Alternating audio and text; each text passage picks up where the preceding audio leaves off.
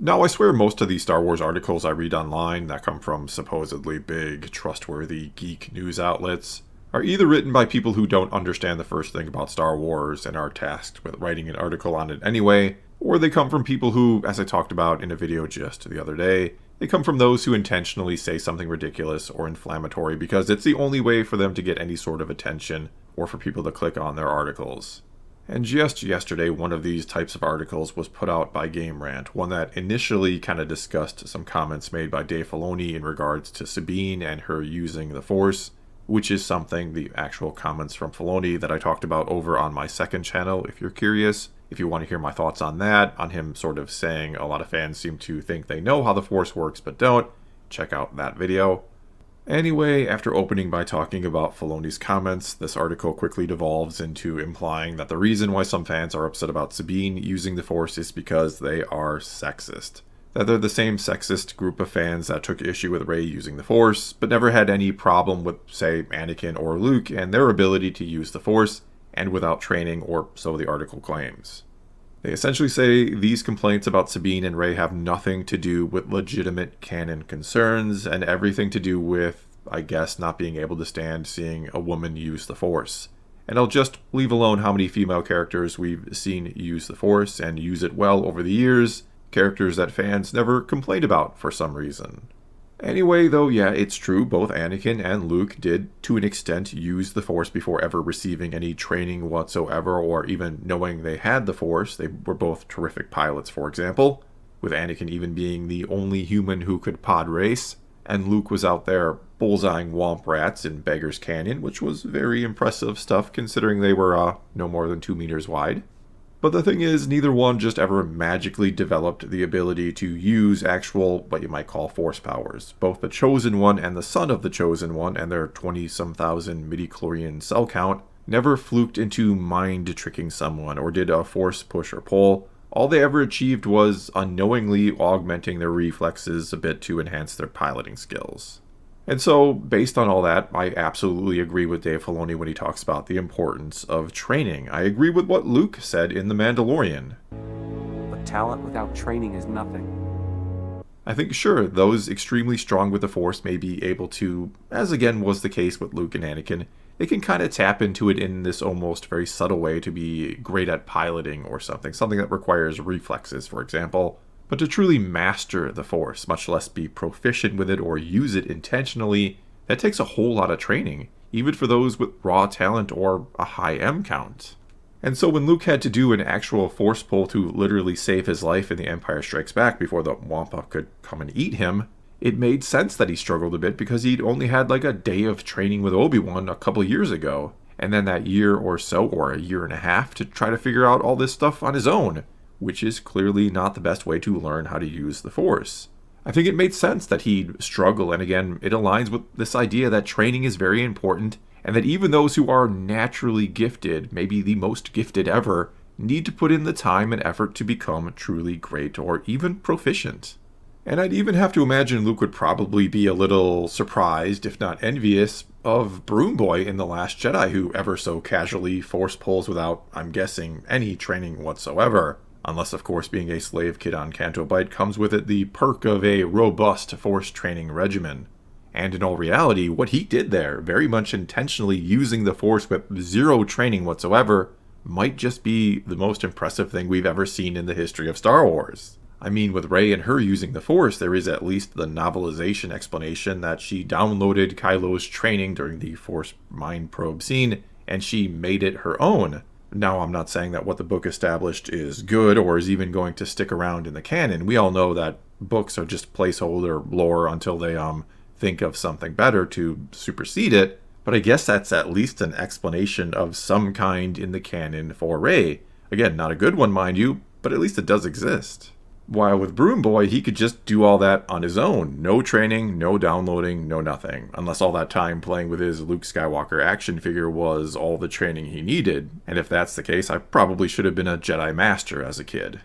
But seriously, and getting back to Luke for a moment, after training with Yoda on Dagobah for, well, we don't know exactly how long, but most speculate it was weeks, if not months, potentially, based on just how long it should have taken the Falcon to travel at sublight speed to Cloud City. Anyway, not to get into that debate, but it is assumed Luke spent at the very least a couple weeks training with Yoda. And in his very first big on-screen battle, he gets his ass absolutely handed to him by Darth Vader. He clearly didn't stand a chance against him and even loses a hand. As for Anakin, and again his 20-some thousand midichlorian count, well, he spent roughly 9 years training under Obi-Wan at the Jedi Temple on Coruscant and all the perks that would provide, only to look silly against Count Dooku in his first ever big on-screen battle. As for Rey, well, she spent literally no time training, and in her first big on-screen battle, not only went toe-to-toe with Kylo Ren, but flat out defeated him. And let's not forget that Kylo had been trained by both Luke Skywalker and Snoke, which is, I guess, by default being trained by Palpatine. Either way, he got trained by two of the greatest known Force users ever, and he lost to a completely untrained Rey. Which, I guess shows us that years of extensive training under some of the best ever, as well as taking the quick and easy path that is the dark side, the power that offers you, that wasn't enough to beat someone who hasn't trained for a single second, but just closed their eyes and let the Force in? And I mean, do you honestly think it's her being a female character that's an issue here? If the genders were reversed, if Rey were a male character and Kylo a female, do you think people would have been okay with all that? Or is it maybe that what just happened turned Rey into a living, breathing contradiction of absolutely everything Star Wars has ever been about and tried to teach us? Is that maybe what bothered the fans?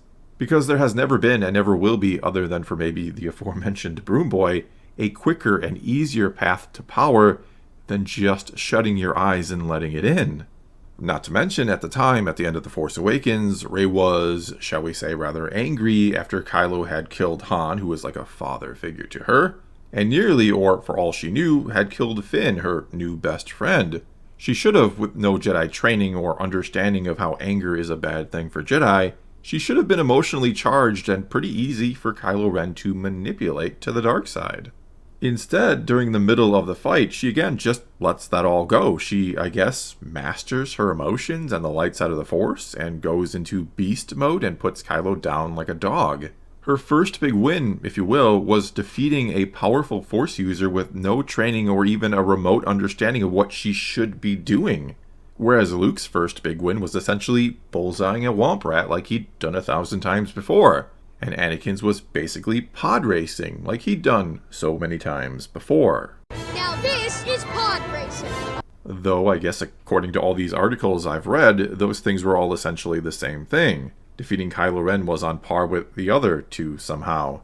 Even though, as I pointed out, when those two got to show off their saber skills, for example, for the first time, and after actual training, many years in the case of Anakin, both were easily defeated. And so we must be sexist for noticing this, I guess. We're bad for actually wondering what this means for the larger story of Star Wars and the message it tries to convey. We were just supposed to clap and cheer for Rey and say, "You go, girl," or something. And what articles like these always fail to bring up when they want to make some kind of point about sexism in the fandom, and they don't bring it up because it would utterly and completely destroy their narrative and their argument, is that George Lucas himself, an old white guy, has received plenty of hate over the years from the fans. Not to mention, when it comes to the whole Sabine debate and her learning to use the Force, most of the anger around this, almost all of it actually, has been aimed at Dave Filoni, another white guy. And also, going back to the sequels, though yes, Rey, the character, and other female characters like Rose and Holdo have not been loved by all the fans, rarely is the anger or blame directed at the actresses behind the characters. It's not often that you hear people attack Daisy Ridley. Now sure, some do, some absolutely do, and I know many will want to bring up all the hate that Kelly Marie Tran received, even though we've never seen all that much in terms of evidence for it, which isn't to say that it didn't happen at all, or that even one truly hateful comment should be tolerated, but it was made out to be this relentless attack from a whole side of the fandom, which means there should be evidence littering social media if that were the case. But all I ever see to back it up is a couple comments with virtually no likes and retweets. And if I wanted to prove it was a big coordinated thing, and if it is, I think we should get the evidence out there and make it known. But I'd be showing the tweets that were getting hundreds or thousands of likes and retweets, if they existed. I would really want to get the evidence out there to hammer home my point. I would want to make the evidence known. But anyway, most of the blame for these sequel characters almost always gets aimed at Rian Johnson and J.J. Abrams, two more white guys. Though yes, Kathleen Kennedy also gets a lot of the blame, probably more than anyone else. Though oddly, I rarely ever see the hatred for her get blamed on sexism, and I don't really know why that is. I'm not saying I think it's sexism or that it never gets blamed on that. I just wonder why that excuse rarely ever gets used for her by the media. It seems to be an oddity. Anyway, setting that curious thought aside, this article and many others that have come out like it also fail to ever mention that Anakin was not loved by all back in the day of the prequels either. They never mention how both Jake Lloyd and Hayden Christensen, who both portrayed Anakin, were certainly not universally loved by the fans either. And as I've pointed out before, I'd be all but laughed at for saying or claiming that the hatred they got was because they were male characters. When in reality, Star Wars fans are passionate about Star Wars. Go figure. And that passion, yeah, sometimes it leads to people being more hostile towards those running the show or writing it or acting in it than they really should be. I do not condone fans that go too far, especially when they go way too far and tread into truly hateful territory. But the majority of the time, this anger is not motivated by anything more than a love of Star Wars that they don't feel is being respected by those creating it. Or they simply disagree with the way something works now when it didn't seem to work that way before, like with everyone being able to use the Force and to become a Jedi. It very much seems like, despite some comments, yes, made by George Lucas on this topic, but it feels like it was something only a rare few could ever really and truly tap into, at least in a significant way. It felt like George even introduced the midi-chlorians to explain why it worked that way. And so when Sabine starts using the Force like a pro by force pushing Ezra like she did, people aren't upset because it's a female character doing it. They're upset because, as far as they've ever seen, right or wrong, that's just not how the Force has worked before. And there are many things within Star Wars, like midi-chlorians, that seem to contradict it as well. I know it's hard for some to believe, but not everything and everyone is completely motivated by hatred of others. Sometimes it's a love of something that makes you do some really stupid things. That's also something Star Wars taught me. Well, that's all I got for you this time. Now it's your turn to take to the comments below and weigh in on this one. And this is a topic, the whole who can use the Force and who can't, that I do plan on finally moving away from in the very near future here, probably with my next video, whatever that is. Either way, take to those comments below, let's talk some Star Wars, and until next time, thanks for watching.